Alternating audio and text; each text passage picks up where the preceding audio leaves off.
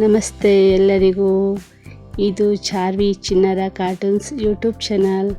ಇವತ್ತು ನಾನು ನಿಮಗೆ ಒಂದು ಕತೆ ಹೇಳಲು ಬಂದಿದ್ದೀನಿ. ಕತೆ ಇಷ್ಟಾದರೆ ಲೈಕ್ ಮಾಡಿ, ಶೇರ್ ಮಾಡಿ ಆ್ಯಂಡ್ ಕಮೆಂಟ್ ಮಾಡಿ, ಹಾಗೆಯೇ ಪ್ಲೀಸ್ ಸಪೋರ್ಟ್ ಮಾಡಿ. ಓಕೆ, ಕತೆ ನೋಡಿ.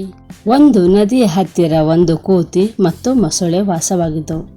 ಕೋತಿ ರಸಭರಿತ ಹಣ್ಣಿನ ಮರದ ಮೇಲೆ ವಾಸಿಸುತ್ತಿತ್ತು. ಹಣ್ಣುಗಳನ್ನು ತಿನ್ನುತ್ತಾ ಅದು ಸಂತೋಷದಿಂದ ಅದರ ಜೀವನವನ್ನು ಕಳೆಯುತ್ತಿತ್ತು. ಇದನ್ನು ನೋಡಿದ ಮೊಸಳೆಯು ಅದರ ಹತ್ತಿರ ಬಂದು ಕೇಳಿತು, ಗೆಳೆಯ, ನನಗೂ ಸ್ವಲ್ಪ ಹಣ್ಣುಗಳನ್ನು ಕೊಡುವಿಯಾ? ಕೋತಿ, ಕೊಡುತ್ತೇನೆ ಮಿತ್ರ, ಹಣ್ಣು ಬೇಕೇ, ತಗೋ ಎಂದು ಒಂದಿಷ್ಟು ಹಣ್ಣುಗಳನ್ನು ಕೊಡತ್ತೆ. ಕಾಲ ಕಳೆದ ಹಾಗೆ ಅವರ ಸ್ನೇಹ ತುಂಬ ಗಟ್ಟಿಯಾಗಿ ಬೆಳೆಯುತ್ತದೆ.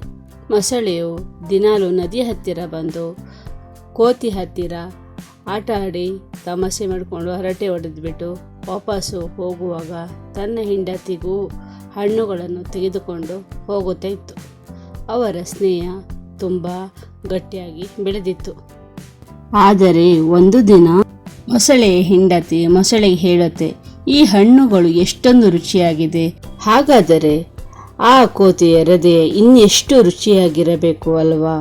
ಅದು ಎಷ್ಟೊಂದು ಹಣ್ಣುಗಳನ್ನು ತಿನ್ನುತ್ತಾ ಇರತ್ತೆ ಅಂತ ಮೊಸಳೆ ಗಂಡನ ಹತ್ತಿರ ಹೇಳತ್ತೆ. ನನಗೆ ಆ ಕೋತೆಯ ಹೃದಯ ತಿನ್ನಬೇಕು ಅಂತ ಅನಿಸುತ್ತಿದ್ದೆ, ನನಗೆ ಅದರ ಹೃದಯ ತಂದು ಕೊಡು ಅಂತ ಮೊಸಳೆಯು ಗಂಡನ ಹತ್ತಿರ ಹೇಳತ್ತೆ. ಮೊಸಳೆ ಹೇಳುತ್ತದೆ, ಅದು ನನ್ನ ಗೆಳೆಯ, ನಮಗೆ ಎಷ್ಟು ಉಪಕಾರ ಮಾಡಿದೆ, ಅದು ಕೊಟ್ಟಿದ್ದ ಹಣ್ಣುಗಳಿಂದ ನಮ್ಮ ಜೀವನ ಎಷ್ಟೋ ದಿನ ನಡೆದಿದೆ. ದುರಾಸೆಯಿಂದ ಅದರ ಹೃದಯವನ್ನು ಕೇಳುತ್ತಿದ್ದೀಯಾ? ನೀನು ಎಂಥವಳು ಅಂದಿತು. ಆದರೂ ಮೊಸಳೆಯ ತುಂಬನೇ ಹಠ ಮಾಡುತ್ತೆ. ನನಗೆ ಆ ಕೋತಿಯ ಹೃದಯ ಬೇಕೇ ಬೇಕು, ನೀನು ತಂದೆ ಕೊಡಬೇಕು ಅಂತ ಹಠ ಮಾಡುತ್ತೆ. ಅದರ ಕಾಟ ತಾಳಲಾರದೆ ಕೋತಿಯ ಹೃದಯ ಹೇಗೆ ತರುವುದು ಎಂದು ಮೊಸಳೆಯು ಹೆಂಡತಿ ಹತ್ತಿರ ಕೇಳತ್ತೆ. ಅದಕ್ಕೆ ನನ್ನ ಹತ್ತಿರ ಒಂದು ಉಪಾಯ ಇದೆ ಎಂದು ಮೊಸಳೆಯು ಗಂಡನ ಹತ್ತಿರ ಹೇಳುತ್ತದೆ. ಮೊಸಳೆ ಮರುದಿನ ಕೋತಿ ಹತ್ತಿರ ಬರುತ್ತದೆ. ಕೋತಿ ಹೇಳತ್ತೆ, ಯಾಕೆ ಮಿತ್ರ, ಬೇಜಾರಾಗಿದ್ಯಾ ಅಂತ. ಅದಕ್ಕೆ ಮೊಸಳೆ ಹೇಳತ್ತೆ, ಇವತ್ತು ನನ್ನ ಹೆಂಡತಿಯ ಹುಟ್ಟಿದ ಹಬ್ಬ. ಅದಕ್ಕೆ ನನ್ನ ಹೆಂಡತಿ ನಿನ್ನನ್ನು ನನ್ನ ಮನೆಗೆ ಊಟಕ್ಕೆ ಕರೆದುಕೊಂಡು ಬರಲು ಹೇಳಿದಾಳೆ. ನೀನು ನನ್ನ ಜೊತೆಗೆ ನನ್ನ ಮನೆಗೆ ಬರುತ್ತೀಯ ಗೆಳೆಯ? ನಿನಗೆ ನನ್ನ ಮೇಲೆ ನಂಬಿಕೆ ಇದೆಯಾ ಗೆಳೆಯ ಅಂತ ಮೊಸಳೆ ಹೇಳುತ್ತದೆ.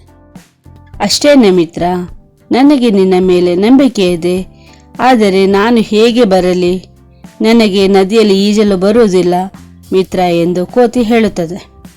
ಈ ಮಾತನ್ನು ಕೇಳಿದ ಮೊಸಳೆ ಹೇಳುತ್ತೆ, ಗೆಳೆಯ, ನೀನು ನನ್ನ ಬೆನ್ನು ಮೇಲೆ ಕುಳಿತುಕೋ, ನಾನು ಕರೆದುಕೊಂಡು ಹೋಗುತ್ತೇನೆ ಎಂದು ಮೊಸಳೆ ಹೇಳುತ್ತದೆ. ತುಂಬ ಸಂತೋಷದಿಂದ ಕೋತಿ ಹಣ್ಣುಗಳನ್ನು ತೆಗೆದುಕೊಂಡು ಚಂಗನೆ ಹಾರಿ ಮೊಸಳೆ ಮೇಲೆ ಕುಳಿತುಕೊಂಡು ಹೋದರು. ಆವಾಗ ನದಿಯ ಮಧ್ಯದಲ್ಲಿ ಬಂದಾಗ ಮೊಸಳೆ ಹೇಳುತ್ತದೆ, ಗೆಳೆಯ, ಇವತ್ತು ನನ್ನ ಹೆಂಡತಿಯ ಹುಟ್ಟಿದಬ್ಬ ಏನೂ ಇಲ್ಲ. ನನ್ನ ಹೆಂಡತಿ ನಿನ್ನ ಹೃದಯ ತಿನ್ನಬೇಕಂತೆ ಎಂದು ಮೊಸಳೆ ಹೇಳಿತು.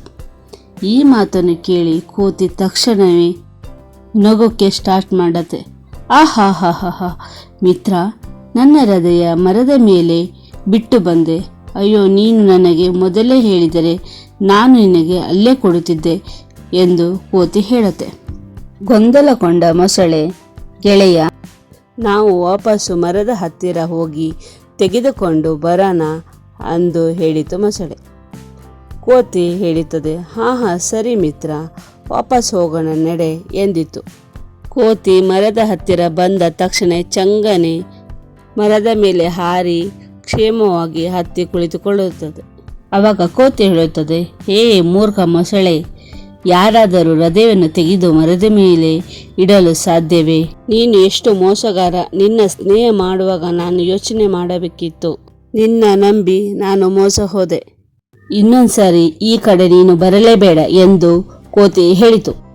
ಇನ್ನೂ ಇಲ್ಲೇ ಇದ್ದರೆ ಏನು ಪ್ರಯೋಜನ ಇಲ್ಲ ಅಂತ ಮೊಸಳೆ ಅಲ್ಲಿಂದ ಹೋಯಿತು. ಈ ಕಥೆಯಿಂದ ನಾವು ತಿಳಿದೇನೆಂದರೆ ಎಲ್ಲರೂ ನಂಬಬಾರದು ಅಂತ. ನಿಮಗೆ ಕತೆ ಇಷ್ಟ ಆಯಿತಾ? ಇಷ್ಟ ಆದರೆ ಲೈಕ್ ಮಾಡಿ, ಶೇರ್ ಮಾಡಿ ಆ್ಯಂಡ್ ಕಮೆಂಟ್ ಮಾಡಿ. ನಿಮ್ಮ ಕಮೆಂಟ್ಗಾಗಿ, ಲೈಕ್ಗಾಗಿ ಕಾಯ್ತಾ ಇರ್ತೀನಿ. ಹಾಗೆಯೇ ಸಬ್ಸ್ಕ್ರೈಬ್ ಮಾಡ್ಕೊಳ್ಳಿ.